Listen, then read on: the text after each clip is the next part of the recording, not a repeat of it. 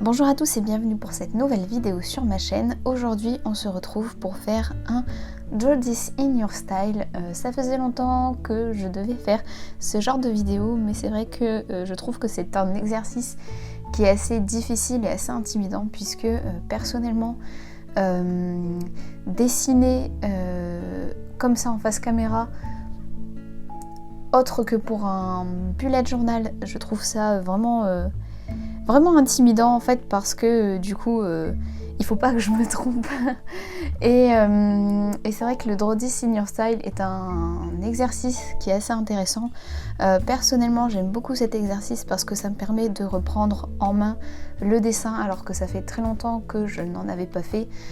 Si vous voulez en savoir plus, je vous invite à aller voir cette vidéo que vous trouverez en barre d'infos puisque j'ai déjà parlé de mon parcours sur le dessin et de ma remise au dessin il y a quelques mois maintenant. Et j'avais très envie de vous faire une vidéo sur la façon dont je dessine qui pourra peut-être paraître un peu moins professionnelle que ce qu'on ne pense parce que personnellement je n'utilise pas les techniques habituelles. Vous allez voir que ma façon de dessiner est assez intuitive on va dire et ça me permettra aussi de vous montrer comment je dessine, de vous montrer les techniques que j'utilise personnellement. Et comme je vous le disais, je fais ça de façon assez intuitive. Mais on va arrêter de parler et on va passer au vif du sujet. Donc je me suis munie de mon téléphone. Alors comme vous pouvez le voir, il y a quand même pas mal de Draw This in Your Style que j'ai envie de faire. Donc voilà, j'ai un fichier assez conséquent, je fais une collection sur Instagram. Et aujourd'hui, on va essayer de faire celui-ci. Donc c'est un Draw This in Your Style de Lucy-Art. Sur Instagram, je vous remettrai la publication quelque part ici si jamais vous ne voyez pas bien sur le téléphone pour que vous ayez une idée de ce que l'on va dessiner aujourd'hui. Alors j'aime beaucoup ce dessin un peu en 3D en fait avec ces couleurs, ces deux couleurs bleues et rouges qui me fait penser à un épisode de Doctor Who et donc c'est ce qu'on va dessiner. Alors je vais essayer au minimum de me pencher au-dessus du champ mais malheureusement je suis quelqu'un qui a besoin d'être sur sa feuille pour dessiner donc voilà je suis désolée si vous voyez le sommet de mon crâne, je ne pourrai pas faire autrement, je vais essayer de vous montrer au maximum ce que je fais et sinon je changerai de plan d'inclinaison pour ce dessin. Alors comme d'habitude quand je dessine sur ce bloc de papier soit en page pleine soit là il me restait un bout de feuille donc je n'aime pas gâcher le papier donc je vais utiliser ça et je prépare mon matériel, alors les couleurs parce qu'ici on va colorier avec des feutres et tous les crayons qui vont potentiellement m'être utiles et je commence toujours par faire le croquis au crayon de bois. Le principe du Draw This in Your Style, c'est de refaire le dessin à sa façon, donc c'est ça qui est assez compliqué. J'espère que ça ira pour cette fois-ci. Et je pense que je vais pas trop parler durant cette vidéo.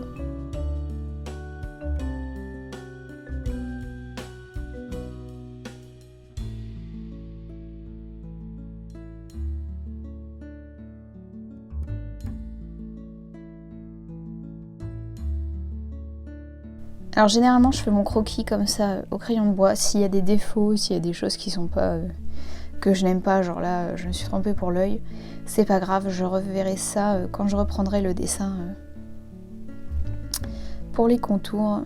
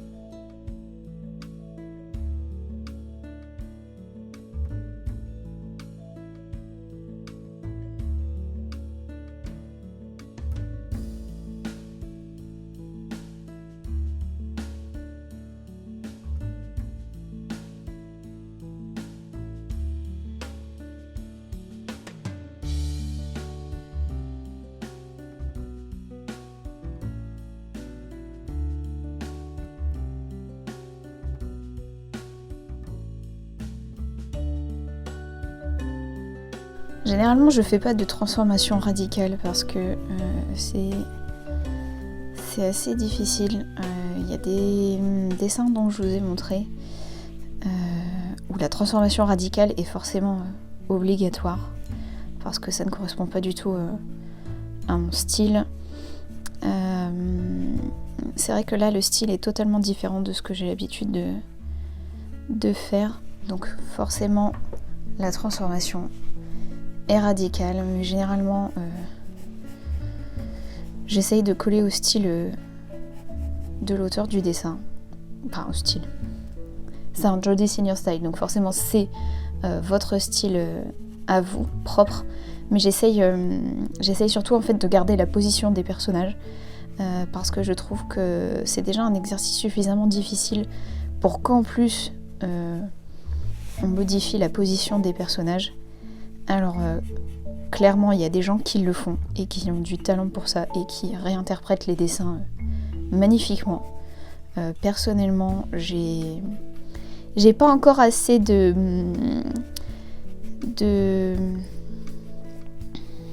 je ne suis pas encore assez sûre de moi en fait pour faire ce genre de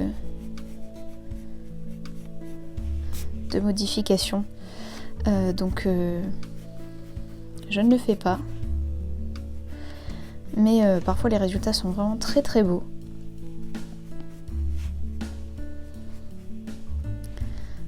Personnellement, c'est pas encore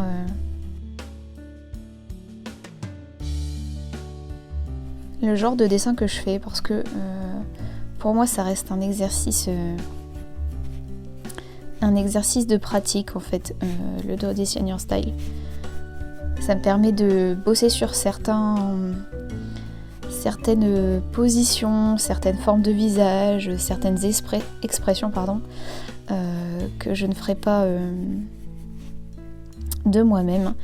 Et c'est ça qui est plutôt intéressant avec cet exemple de challenge, parce qu'on peut travailler des choses dont on n'a pas l'habitude de travailler. Alors vous allez me dire, mais Priscilla, tu dessines des filles tout le temps. Oui, c'est vrai, je ne suis pas encore passée au personnage masculin. Ça ne va pas tarder, ne vous inquiétez pas. Mais là, voilà, on peut se permettre de faire un exercice en ayant un modèle, une posture à reproduire, un visage en fait à reproduire, sans faire comme l'expression qu'utiliserait une de mes amies, c'est-à-dire sans faire du copier-coller. Vous pouvez vous permettre du coup de refaire votre style à vous sans avoir la sensation de vous perdre dans le style de l'autre ou de dénaturer l'œuvre de l'autre. Et c'est ça qui est intéressant, je trouve, avec le Jody Senior style. Il va me falloir une gomme, le seul matériel que j'ai oublié de prendre. Voilà, hein, préparez bien votre matériel parce que ce genre de choses m'arrive tout le temps. J'espère que mes propos sont clairs et que je ne fais pas non plus trop bouger la caméra parce que le fait de dessiner sur la table me fait légèrement faire bouger le support qui tient la caméra, puisque le support est fixé sur la table et du coup ça fait légèrement vibrer le support, donc j'espère que ça ne bouge pas trop. Je suis désolée, vous allez voir le sommet de mon crâne parce que là, pour faire de façon plus ou moins symétrique et homogène l'œil, il va falloir que je me penche dessus. Donc voilà, pendant quelques petites secondes, je passerai en accéléré cette séquence, vous ne verrez pas trop longtemps le sommet de mon crâne.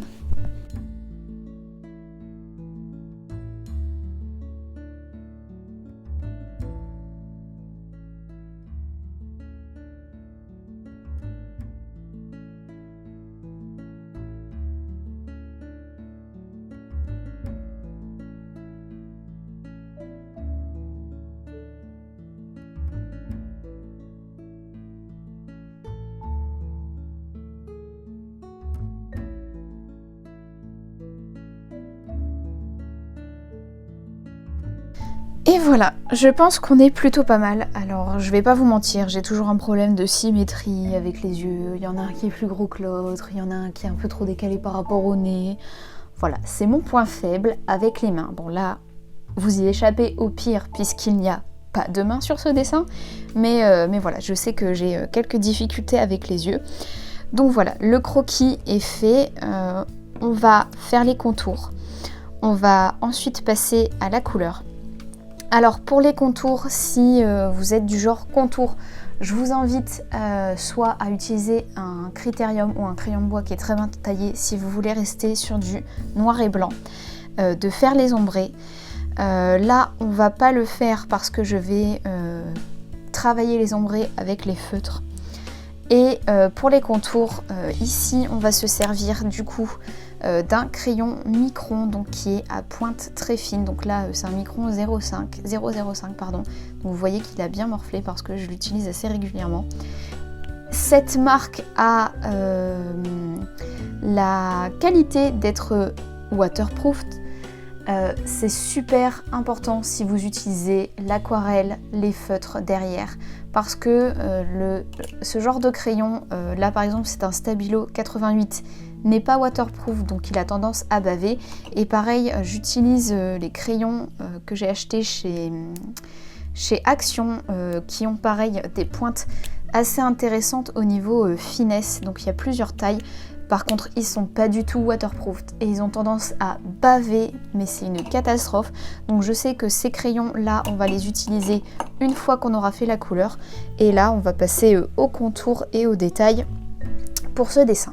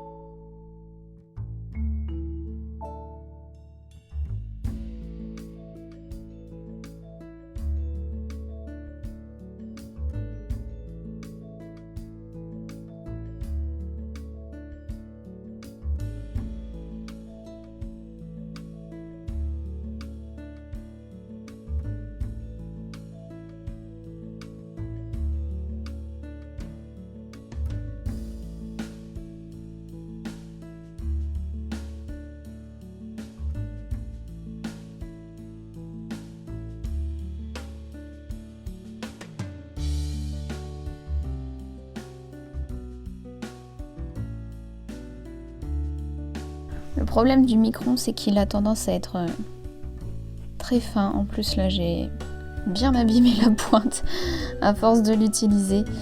Donc forcément, on va repasser une deuxième couche de contour une fois qu'on aura colorié.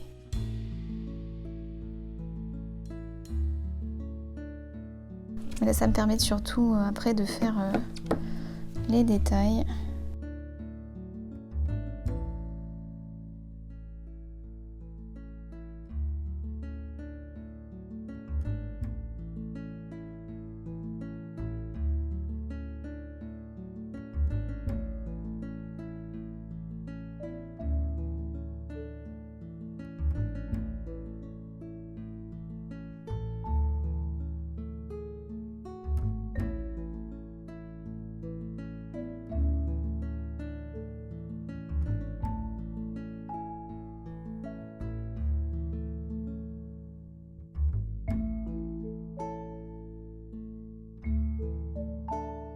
Donc voilà, significativement, je ne change absolument rien au fond du dessin. De toute façon, la plupart des artistes ont certaines demandes vis-à-vis du dessin. Certains demandent à ne pas changer certaines couleurs, certains demandent... Enfin, ils ont pas mal de demandes parfois et c'est assez intéressant de voir ce qu'ils demandent de respecter. Après, personnellement, dans le fond, je ne change absolument rien au fond du dessin, à la posture, comme je vous le disais, parce que l'exercice est déjà pas mal comme ça, je trouve. Donc je ne change pas grand chose à ce niveau-là. Après, c'est vrai que ça pourrait être un exercice intéressant de modifier la posture, mais pour l'instant, j'ai pas grand intérêt à le faire. Peut-être que ça viendra, hein, peut-être que j'aurais envie un jour de me lancer dans une posture totalement différente. Mais globalement, je garde ce que l'artiste a dessiné.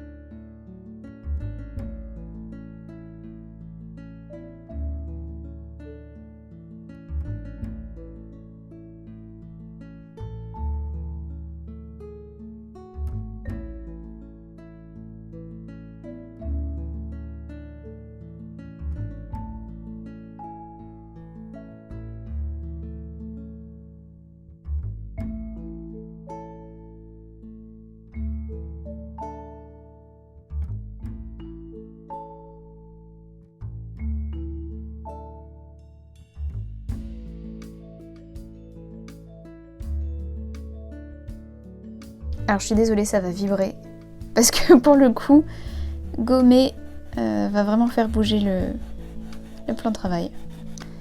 Hop, donc on a un personnage qui a des cheveux teints, une partie en rouge, une partie en bleu. Donc on va utiliser ces teintes-ci. On va prendre... J'ai bien envie d'utiliser ces teintes-ci. On va prendre le gris.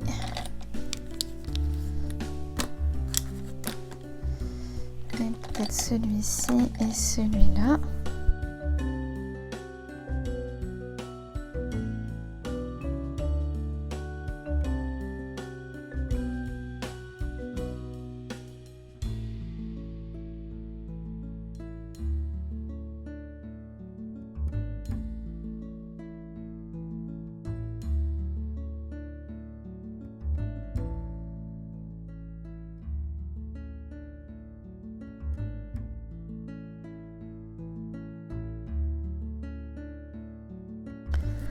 Après, ça arrive que parfois les couleurs ne sont pas telles que je ne l'imaginais. C'est un petit peu le cas du dessin qui est ici pour la peau. C'est très loin du rendu que je voulais, mais voilà. C'est le jeu.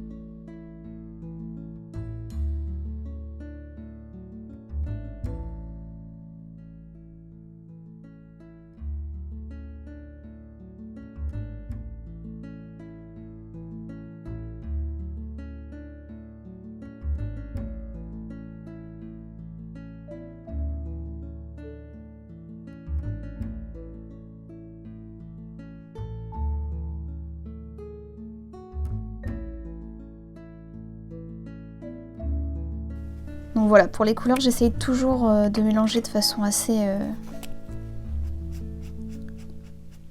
intuitive.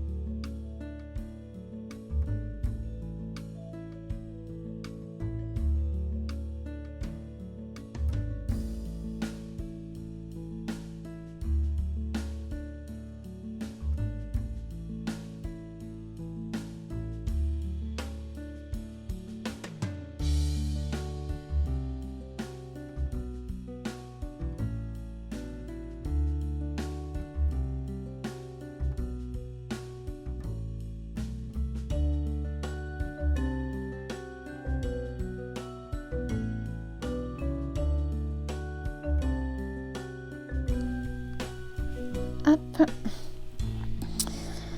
Bon, on va pouvoir finir le coloriage.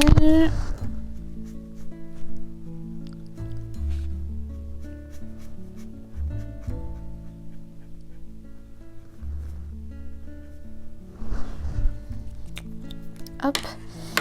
Et on va passer à la peau.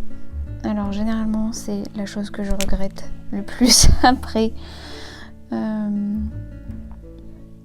Tout simplement parce que les couleurs ne sont pas telles que je le souhaitais souvent derrière. Donc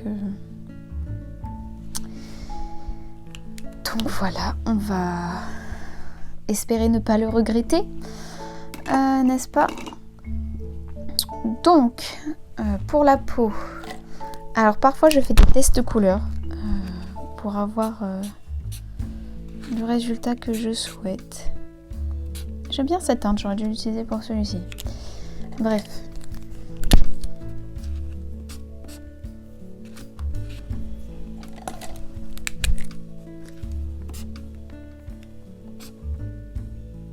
Et bien sûr, c'est toujours au moment crucial où tu te rends compte que ta vidéo en fait s'était arrêtée depuis 10 minutes et avait pas du tout filmé la mise en couleur de la peau. Donc voilà, je suis désolée, ça a foiré vraiment au mauvais moment.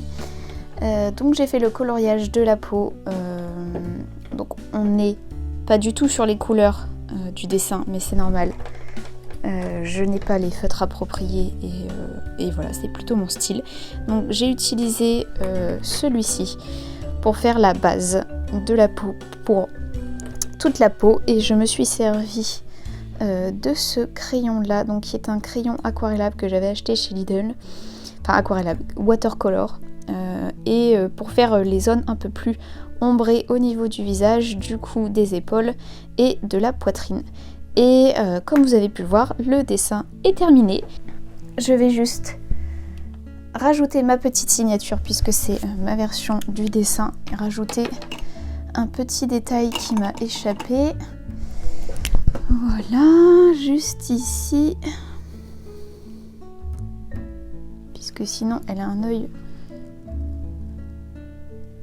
plus foncé avec plus d'eyeliner que l'autre. Et voilà. Et on est... J'ai oublié la date. On est le 17. Et voilà. J'espère que cette vidéo vous aura plu. Donc je vous remontre le dessin original de Lucidash Art, donc qui est très très joli, et ma version à côté. Si ce genre de vidéo vous a plu, n'hésitez pas à me le dire en commentaire et à aller voir mes réseaux sociaux, donc notamment sur Instagram puisque je publie régulièrement des Draw This in Your Style. Si vous avez envie de participer à un autre genre de challenge, je vous invite à vous rendre du coup sur mon Instagram puisque je vais lancer un challenge de dessin dans la semaine. Je vous invite donc à me rejoindre sur Instagram pour le challenge Draw Your Face Mask. Du coup, puisque j'ai réalisé cette publication cette semaine et je vous propose donc de réaliser le dessin de votre masque. Donc si vous avez envie, je vous retrouve sur Instagram pour toutes les infos. C'est donc tout pour cette vidéo, j'espère que ça vous a plu, n'hésitez pas à me donner votre avis en commentaire. On se retrouve très bientôt pour de nouvelles vidéos bullet journal et ASMR. En attendant, je vous fais de très gros bisous et je vous dis à très bientôt.